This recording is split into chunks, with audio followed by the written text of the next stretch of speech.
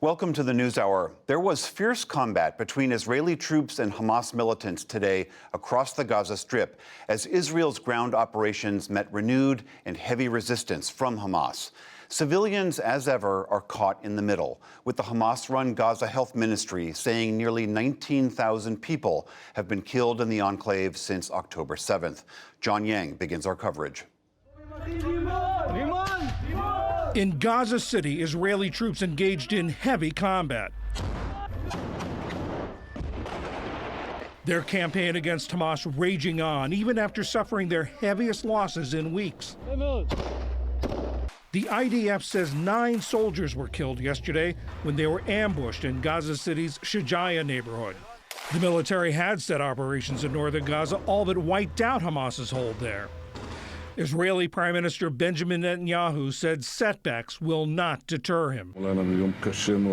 We had a very difficult day, and every day we have precious boys who fall, the true heroes of Israel. I want to say in the clearest way, we continue to the end.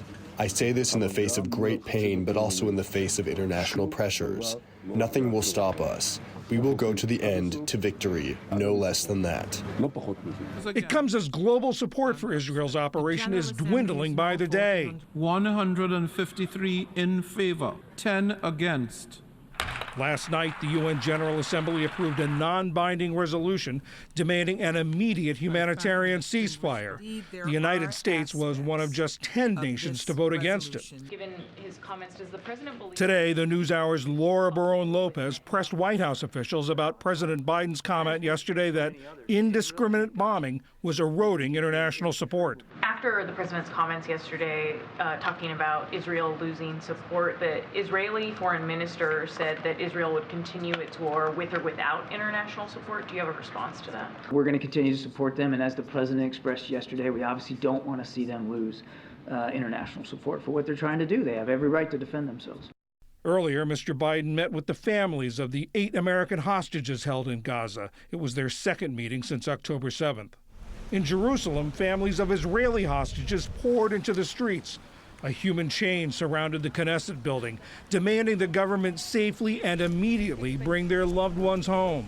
Every day that passes by might be the last day of the hostages while they're alive. Every day we hear about new names and new hostages that came there alive, and now they're taken out as bodies.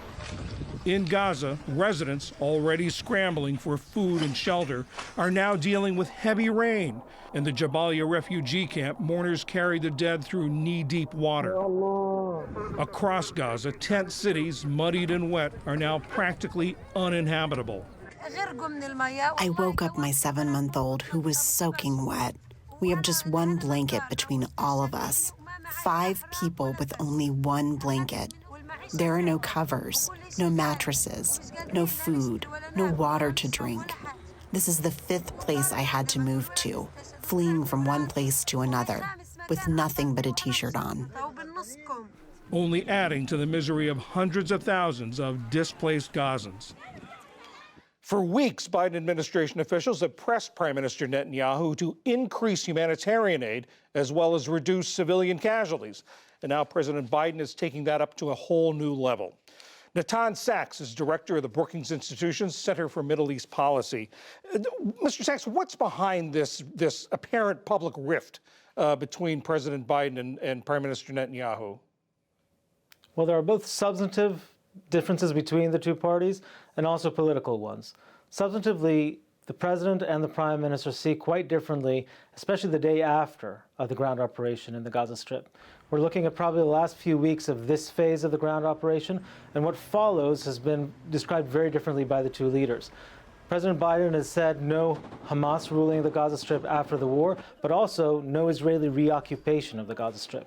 Netanyahu, on the other hand, has described an indefinite Israeli security overall responsibility in the Gaza Strip, believing that no other force, international or multinational, would have the wherewithal and they would agree to pay the price to conduct counterinsurgency in the Gaza Strip. He's probably right in this assessment.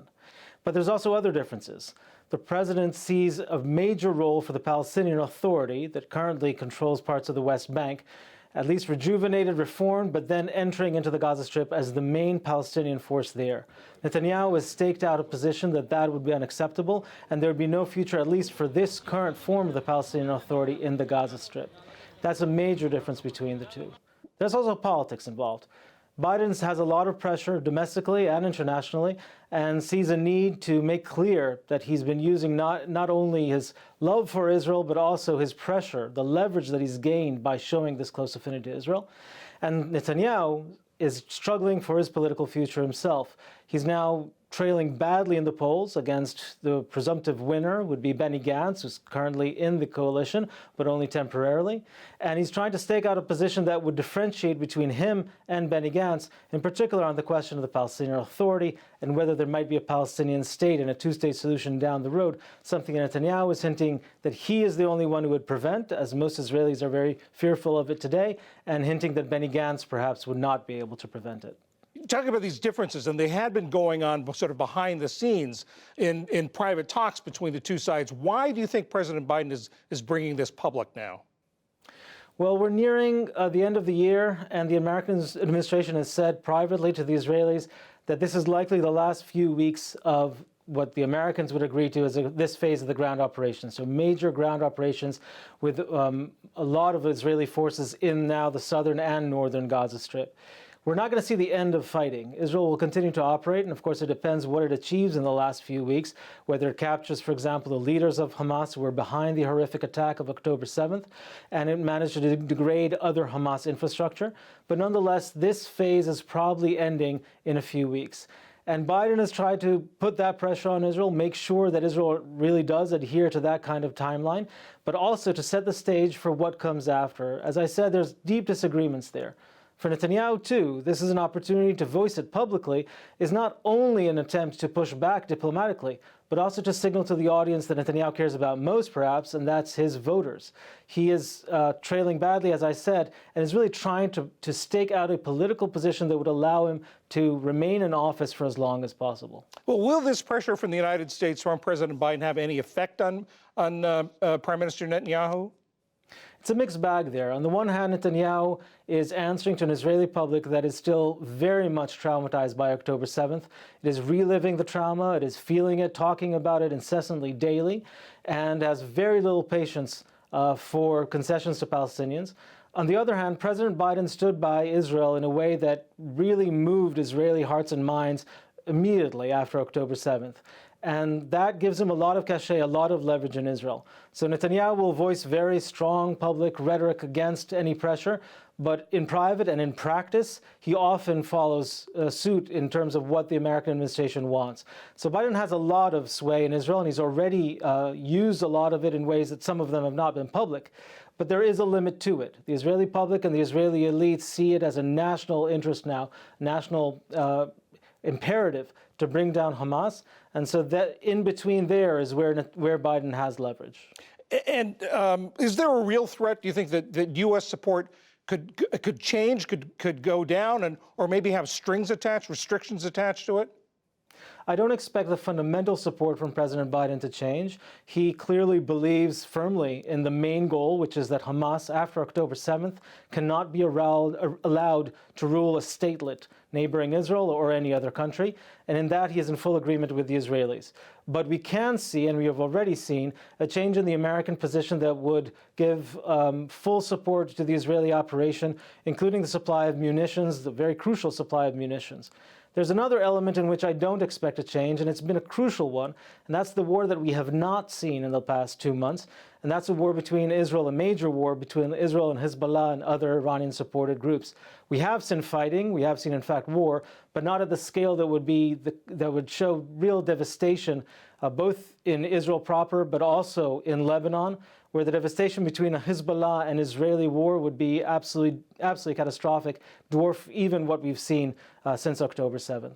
Natan Sachs of the Brookings Institution Center for Middle East Policy, thank you very much. Thank you.